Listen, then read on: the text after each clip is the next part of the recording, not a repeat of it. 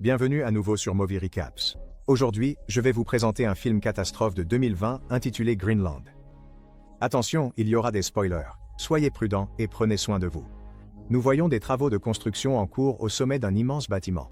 Deux hommes discutent de certains retards, mais celui qui est frustré par la situation, c'est le patron, John. Quelques instants plus tard, il conduit sa voiture en écoutant la radio qui parle d'une comète interstellaire qui va passer près de la Terre. Il arrive dans un quartier résidentiel et s'approche d'une maison, hésitant à entrer. Il entre dans une pièce où une femme est en train de courir sur un tapis roulant. C'est Ali, sa femme. Ils ont une conversation maladroite à propos de leur fils, Nathan, et de sa fête d'anniversaire à venir. Le fils arrive et est ravi de le voir. Ils vont dans sa chambre et parlent d'un dessin qu'il a fait de la comète à venir, nommée Clark. Alors qu'ils sont allongés sur le lit, on découvre que le garçon est diabétique. Ils parlent de la séparation de John avec sa mère. Plus tard, tous les trois sont dans le salon et écoutent les informations à propos de la comète. Le corps interstellaire se dirige rapidement vers la Terre et est composé de nombreux morceaux de glace qui le suivent. Cette nuit-là, on le voit revenir dans la maison, prenant la chambre d'Amy. Le lendemain matin, le père écoute à nouveau les informations concernant la comète. Ils annoncent que des fragments de la comète vont tomber sur la Terre, mais qu'il n'y a aucune raison de s'inquiéter. Alors qu'il nettoie le barbecue pour la fête à venir, Ali entre et lui dit qu'il doit aller au magasin pour acheter quelques articles. Il emmène son fils avec lui, et alors qu'ils sont encore sur le parking, tout le monde regarde le ciel. Ils voient la comète s'approcher. À l'intérieur du magasin, alors qu'ils font leurs courses, John reçoit une alerte présidentielle sur son téléphone, puis un appel automatisé. Personne d'autre dans le magasin ne reçoit la même alerte. On l'informe que lui, sa femme et son fils sont sélectionnés pour une relocalisation d'urgence dans un abri. La même alerte apparaît à la télévision de la maison, mais Ali ne la voit pas. John quitte rapidement le magasin avec son fils. Alors qu'ils rentrent chez eux, en voiture, ils voient des véhicules militaires et des avions allant dans la direction opposée. Lorsqu'ils arrivent à la maison, les invités sont déjà rassemblés pour la fête. John va parler à Ali dans la cuisine et lui demande si elle a reçu la même alerte. Elle le repousse, pensant qu'il ne s'agit que d'un test, mais il lui parle des militaires qu'il a vus en chemin, se montrant méfiant quant à ce qui se passe avec la comète. Ils reviennent tous les deux dans le salon où tout le monde regarde les informations, s'attendant à voir une partie de la comète frapper l'océan Atlantique. Personne n'est inquiet alors qu'une image du fragment apparaît à l'écran de télévision et que les enfants commencent le compte à rebours. Quand ils arrivent attendant de voir l'éclaboussure dans l'océan, rien ne se passe pendant un instant. Il y a une légère secousse et John sort de la maison. Il voit une volée d'oiseaux s'envoler, quand soudain une énorme onde de choc le frappe, ressentie également à l'intérieur de la maison. Il revient à l'intérieur et tout le monde est effrayé, continuant d'écouter les informations. Le présentateur annonce que le fragment a percuté une ville en Floride avec une onde de choc ressentie sur des milliers de kilomètres. La ville a été complètement détruite. Alors qu'une vue orbitale de l'impact de la comète est diffusée aux informations, les gens se demandent si d'autres fragments vont frapper la planète. John reçoit une nouvelle alerte présidentielle. L'appel retentit à la fois sur son téléphone et à la télévision, de sorte que tout le monde peut voir le contenu du message. Aucun des autres ne reçoit le même message, qui précise que John ne peut emmener personne d'autre à l'abri à part sa famille.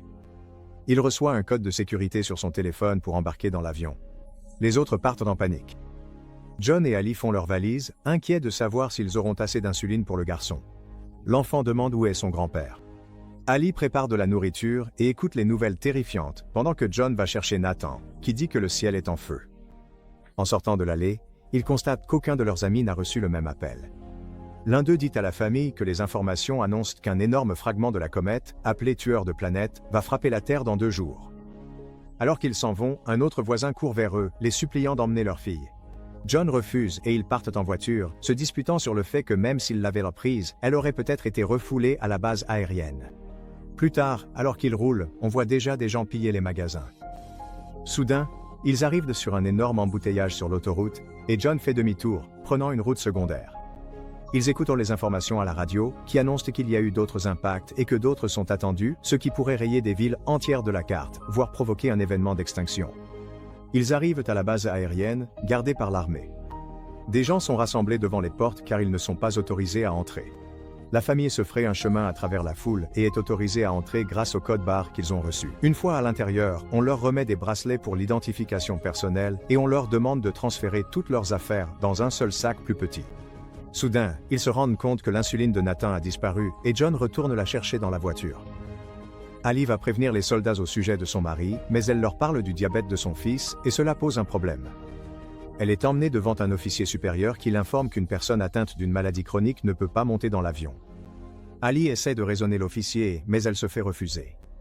Elle et son fils sont escortés hors de la base. Pendant ce temps, John revient et se dirige vers les avions à leur recherche, sans savoir ce qui se passe. John monte à bord de l'un des avions sur le point de décoller et tente de joindre Ali, mais n'y parvient pas.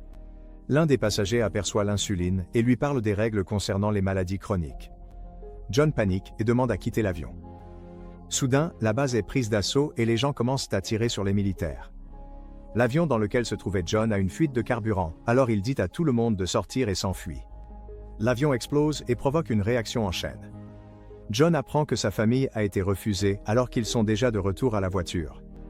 Nathan est déjà à court d'insuline. Le chaos devant la base continue, donc John met du temps à revenir à la voiture lui aussi.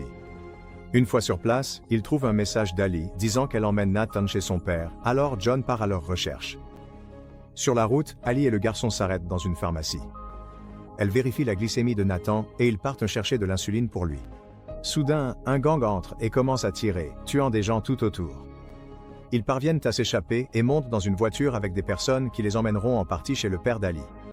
Le couple avec qui Ali voyage commence à se comporter de façon étrange très rapidement. Finalement, ils la jettent hors de la voiture, prennent son bracelet et partent avec son fils, la laissant seule sur l'autoroute. Pendant ce temps, John a la chance de trouver lui aussi un moyen de monter vers le nord. À l'intérieur du camion, John engage la conversation avec l'un des hommes, Colin, qui lui explique qu'il se dirige vers le Canada où le conducteur connaît quelqu'un qui possède un avion et peut emmener des gens vers les abris. Apparemment, l'armée a installé les abris au Groenland. L'homme lui dit de retrouver sa famille et de le rejoindre au Canada, afin qu'ils puissent eux aussi prendre l'un des avions. Un autre des passagers du camion remarque le bracelet de John et exige que John le lui donne. Mais lorsqu'il refuse, une violente bagarre éclate. La bagarre fait déraper le camion, qui finit par s'écraser, projetant les passagers à l'arrière dehors. La bagarre continue malgré tout, et John finit par tuer l'homme. Colin meurt dans l'accident. Pendant ce temps, Ali trouve un autre moyen de transport en direction de la base où se rendent les personnes qui ont emmené Nathan. On le voit toujours avec eux lorsqu'ils arrivent à la base de l'aéroport. À la première halte, alors qu'ils montrent leur bracelet, le garçon dit au soldat que ces personnes ne sont pas ses parents, et le soldat les fait escorter ailleurs, emmenant le garçon à l'intérieur. Plus tard, Ali arrive elle aussi, et tente de le retrouver d'un point de contrôle à un autre, d'une unité médicale à une autre. Elle finit par le retrouver et on lui apprend qu'il a reçu de l'insuline. L'infirmière dit qu'elle aidera Ali à trouver un transport militaire pour la ville de son père et qu'elle lui fournira des médicaments pour Nathan. John s'introduit dans une maison pour trouver de l'eau et de la nourriture. Il vérifie immédiatement les informations, seulement pour voir que l'impact principal est attendu dans moins de 24 heures. Il trouve les clés de la voiture de la famille et la prend, arrivant rapidement chez le père d'Ali. Il le trouve en train de jouer aux cartes avec ses amis, lui demandant des nouvelles de sa fille. Ils décident de mettre leurs différends de côté et de travailler ensemble pour la retrouver, elle et Nathan. Pendant ce temps, tous les deux arrivent à une station-service et appellant la maison. John et son père vont les chercher, et la famille est enfin réunie. Ils rentrent tous à la maison et constatent que les informations que John avait obtenues sur les abris étaient vraies. Il convainc Ali qu'il devrait aller au Canada et tenter leur chance, alors il se prépare pour le voyage. Malheureusement, il n'arrive pas à convaincre le père d'Ali de les accompagner. Soudain, un énorme morceau de la comète tombe à proximité, les poussant à partir immédiatement. Le père d'Ali donne une arme à John et fait ses adieux, restant sur place pendant qu'ils s'éloignent en voiture. John et Ali se rapprochent à nouveau pendant le trajet, se promettant de rester ensemble. Ils s'arrêtent à un barrage sur la route lorsque des débris de la comète commencent à tomber tout autour d'eux. John quitte la file de voitures, mais les fragments tombent partout. Ali passe à l'arrière pour protéger Nathan pendant que John essaie de trouver un abri. Il s'arrête près d'un pont, où d'autres personnes se cachent aussi, mais John court aider un homme à sortir d'une voiture en feu. Plus tard dans la nuit, ils poursuivent leur route et passent la frontière canadienne. En cherchant l'aéroport, ils écoutent la radio et découvrent qu'il ne leur reste plus beaucoup de temps avant que la plus grosse partie de la comète ne frappe la Terre et ne détruise plus de 75% de tous les êtres vivants. Alors qu'ils roulent, ils voient un avion décoller et un autre sur le point de partir, alors ils se lancent à la poursuite du second. John arrête l'avion en se garant juste devant lui. Le pilote hésite à les prendre à bord car il est déjà à pleine capacité, mais ils parviennent à le convaincre. John fait un rêve de jour meilleur et à son réveil, ils approchent du Groenland. L'endroit semble épargné par la comète jusqu'à ce qu'un fragment percute l'eau, provoquant une onde de choc qui frappe l'avion. Les deux moteurs tombent en panne alors que le pilote essaie de maintenir l'avion en l'air. Il plane dans les airs, atterrissent en douceur mais percutent le glacier. Les pilotes sont coincés lors de l'impact, mais John n'arrive pas à les aider.